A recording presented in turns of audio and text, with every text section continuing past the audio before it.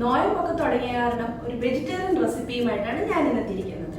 Basic lemon rice recipe നമുക്ക് നോക്കാം എങ്ങനെ ചെയ്യാം.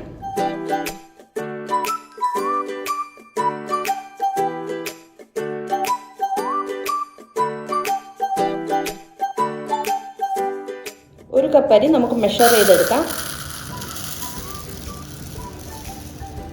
അപ്പോൾ നമുക്ക് നമ്മുടെ അരി കഴുകി കുതിർത്ത് പാകത്തിന് വെള്ളവും ഉപ്പും ചേർത്ത് വേവിക്കാം.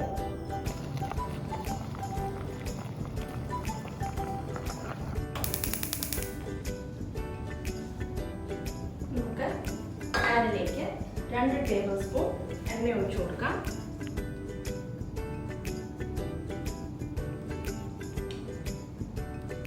ഞാനിവിടെ സൺഫ്ലവർ ഓയിലാണ് ഉപയോഗിക്കുന്നത്.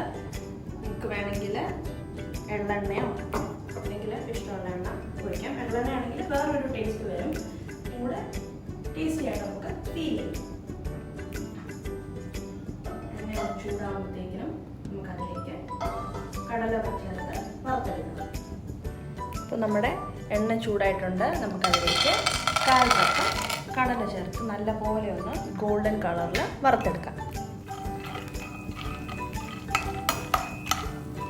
നമ്മുടെ കടല റെഡി ആയിട്ടുണ്ട്. നമുക്കിതിനെ ഒരു പ്ലേറ്റിലേക്ക് മാറ്റിയിട്ട് ഇതേ എണ്ണയിൽ തന്നെ ഇത്തിരി കാഷ്യൂ നട്ട്സും കൂടെ നമുക്ക് ഇതുപോലെ തന്നെ റോസ്റ്റ് ചെയ്തെടുക്കാം.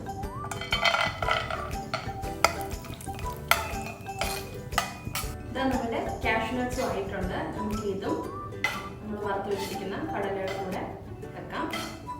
അപ്പോൾ അതേ എണ്ണയിലേക്ക് നമുക്ക് ലേശം നെയ്യ് ചേർത്ത് കൊടുക്കാം. ഒരു മണത്തിനും ഒരു നല്ലൊരു രുചിക്ക് വേണ്ടിയിട്ടാണ് നമ്മൾ നെയ്യ് ചേർക്കുന്നത്. നമുക്ക് കടുകിട്ട് കൊടുക്കാം.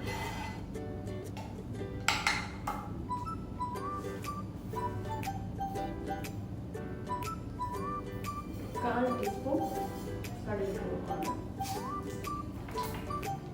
ഇതിലേക്ക് 1 ടീസ്പൂൺ ഉഴുന്നുപരിപ്പ്. ഇത് നല്ലപോലെ ഒന്ന് ഗോൾഡൻ ബ്രൗൺ കളറിൽ ആയിടണം. ഒരു പച്ചമുളക് അരിഞ്ഞത്, 2 വറ്റൽമുളക്, 2 or 3 ചേർക്കാം ഓരോരുത്തരുടെ എരിവിനനുസരിച്ച്,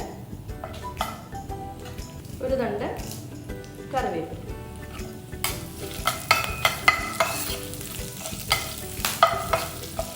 ഇപ്പോൾ നമ്മളുടെ മുളകും കറിവേപ്പില എല്ലാം നല്ലപോലെ വറന്ന് വന്നിട്ടുണ്ട്. നമുക്ക് സ്റ്റൗ ഓഫ് ചെയ്ത് കഴിഞ്ഞിട്ട് അതിലേക്ക് ഒരു 1/4 തൊട്ട് 1/2 ടീസ്പൂൺ വരെ മഞ്ഞൾപ്പൊടി,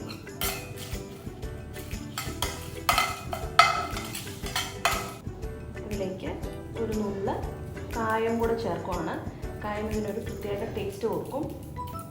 കുറച്ച് കായം മതി, ഒരു നുള്ള് കായം മതി. ഇനി നമുക്കിതിലേക്ക് നമ്മൾ വേവിച്ച് വെച്ചിരിക്കുന്ന ചോറും കൂടെ ചേർക്കാം.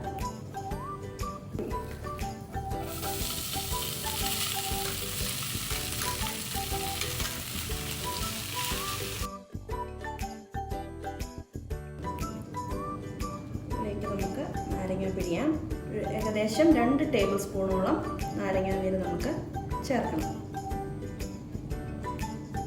ഇതിലേക്ക് നമ്മൾ വറുത്ത് വെച്ചിരിക്കുന്ന കടലയും നമ്മുടെ കാഷ്യൂ നട്ട്സും കൂടെ ചേർത്ത് നല്ല പോലെ മിക്സ് ചെയ്തെടുക്കാം. ആ നാരങ്ങ നീരും മഞ്ഞളും ഒക്കെ എല്ലായിടത്തും വരുന്ന പോലെ നമുക്ക് മിക്സ് ചെയ്യണം.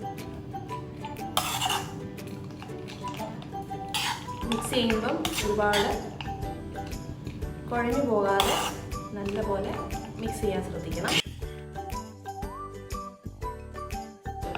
പ്ലേറ്റിലേക്ക് മാറ്റി ചൂടോടെ തന്നെ സെർവ് ചെയ്യാം.